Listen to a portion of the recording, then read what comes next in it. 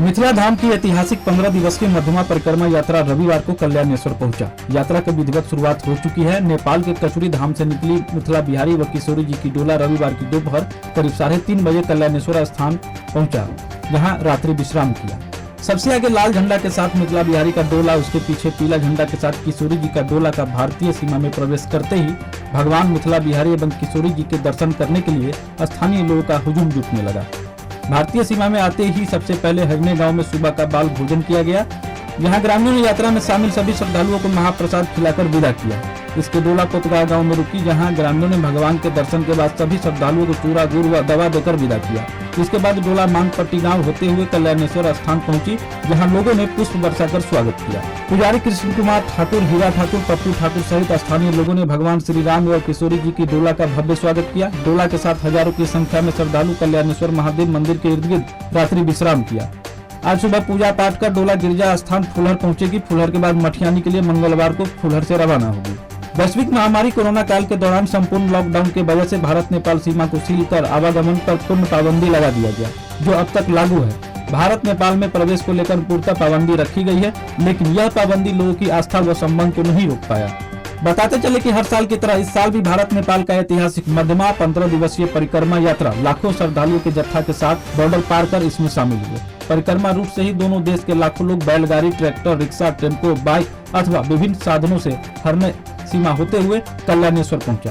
चर्चा यह भी था कि बॉर्डर सील होने की वजह से इस यात्रा पर असर पड़ेगा, लेकिन लाखों लोगों की भीड़ सरकार अथवा अंतर्राष्ट्रीय नियम पर भारी पड़ा। जबकि बॉर्डर पर भारत की ओर से एसएसबी जवान व नेपाल की ओर से एपीएफ तथा नेपाली पुलिस नियमित रूप से तैनात थी, लेकिन यात्रियों का जत्था लगातार भारत में प्रवेश कर दोनों देश के संबंध के इतिहास को दोहराता रहा। किशोरी जी के डोला का नेतृत्व कर रहे नवल किशोर सरन, हरलाखी मुखिया दयानंद झा, मोहन झा, भुवन झा, गोपाल झा समेत लोगों ने बताया कि मिथिला की संस्कृति और इसकी विरासत अद्भुत है। भारत नेपाल का 2 देश होने से यह नियम है, लेकिन हम मिथिलावासी सबसे पहले मिथिला की बेटी जनक नंदिनी जानकी है, जिसका आस्था सब पर भारी है। भारत नेपाल का संबंध राजनीतिक स्तर पर खराब हुआ है। हमारा संबंध बेटी और रोटी का है, जो कभी खत्म नहीं हो सकता। वहीं परिक्रमा यात्रा सुबह से नेपाल के रास्ते भारत के हरने बॉर्डर से कल्याणेश्वर के लिए श्रद्धालुओं का जत्था पहुंचने लगा। लाखों लोगों की भीड़ को देखते हुए थानाध्यक्ष प्रेमलाल पासवान खुद पदाधिकारी, पुलिस बल व चौकीदार के साथ पूरे दिन कल्याणेश्वर में कैंप कर विधि व्यवस्था की कमान संभाले, जहां हर एक गतिविधियों पर पैनी नजर रख सुरक्षा का कमान संभाले रखे। पुलिस बल व चौकीदारों की अलग अलग टीम बनाकर लगातार गश्त लगाकर विधि व्यवस्था बनाए रखी। वहीं मिथिला बिहारी व किशोरी जी के डोला के पास भी दर्शन के लिए पहुंच रहे स्थल पर पुलिस बलों की तैनाती रही। खासकर मंचले व चक्कों पर नजर रखने के लिए मेला परिसर की घेराबंदी कर नजर बनाई रखी गई। जानकारी देते हुए थानाध्यक्ष श्री पासवान ने कहा, शांतिपूर्ण माहौल में परिक्रमा मेला को संपन्न कराने को लेकर पुलिस प्रतिबद्ध है। मेला में हर जगह नजर रखी जा रही। यात्रियों की सुरक्षा के लिए दर्जनों पुलिस बल और चौकीदारों की प्रतिनियुक्ति की गई है। मौके पर एएसआई धनंजय सिंह, विनय शर्मा समेत अन्य पुलिस बल व चौकीदार प्रतिनियुक्त है। मिथिला भूमि जो है शास्त्र पुराण के अनुसार दिव्य साकेत भूमि है, और इसका परिक्रमा करना, इसका फल, इसका महत्व कहने में तो महीनों लग जाएंगे, लेकिन उसी मिथिला भूमि का ये दिव्य भूमि का ये परिक्रमा है। और ये इसको हम लोग माध्यमिकी परिक्रमा कहते हैं, मध्यमा परिक्रमा कहते हैं। परिक्रमा जो है वो 3 प्रकार के परिक्रमा होते हैं, बृहद परिक्रमा, मध्यमा परिक्रमा, जो अभी हम लोग कर रहे हैं मध्यमा परिक्रमा, इसको माध्यमिकी परिक्रमा भी कहते हैं, 15 दिने परिक्रमा भी कहते हैं। और एक लघु परिक्रमा जो अंतर्गिरी परिक्रमा कहते हैं, जो पूर्णिमा के फागुन पूर्णिमा के रोज जो है जनकपुर का अंतर्गिरी परिक्रमा। तो बृहद परिक्रमा जो है, जो सबसे बड़ा परिक्रमा है, नदी, कौशिकी, गंडकी, गंगा, गिर, हिमवान, कोसी, गंडक, गंगा और हिमालय, वो मिथिलापुरी का परिक्रमा है, मिथिला क्षेत्र का परिक्रमा है। अभी जो हम लोग कर रहे हैं वो राजधानी का परिक्रमा है, जो मध्यमा परिक्रमा है। जो अभी 15 दिन का जो परिक्रमा है, ये राजधानी का परिक्रमा है। पौराणिक काल में राजा जनक जी के जो राजधानी रहा, उसका जो है ये परिक्रमा है। और अंत में जो हम लोग करेंगे लघु परिक्रमा, वो अंतर्गिरी परिक्रमा जो कहते हैं, वो दरबार का परिक्रमा है। यही है। और अभी लॉकडाउन लगा था, भारत नेपाल का जो संबंध है, बॉर्डर सील है, क्या असर पड़ा है इस परिक्रमा पर? निश्चित रूप से असर तो स्वाभाविक है, प्रभाव पड़ेगा, लेकिन ज़्यादा असर इसीलिए नहीं पड़ता है, ये नेपाल और भारत का जो बॉर्डर है वो राजनीतिक सीमा है, मैं समझता हूँ। राजनीतिक लोगों का काम है, वो ये अलग देश है, ये अलग देश है, वो अपना लोग करे, लेकिन हम लोगों को तो कुछ नहीं है। मिथिला और अवध एक है, हम लोग एक समझते हैं। हम सब लोग अपने आप घर में आप लोग पूजा कराते होगे तो जम्मू द्वीपे, भरतखंडे, आर्यावर्ते हम लोग करते हैं, तो हम लोग तो एक है, मिथिला परिक्रमा कर रहे हैं। और ये राजनीतिक सीमा है, तो राजनीतिक सीमा है तो राजनीतिक लोगों का काम है इस देश का उस देश का आपसी संबंध संस्कृति को लेकर के भारत नेपाल के लोगों को क्या संदेश देना चाहेंगे? नहीं, इसको समझना चाहिए। और नेपाल और भारत का जो रिलेशन है, दूसरे देश के साथ जो नेपाल का रिलेशन है वह भारत का रिलेशन है,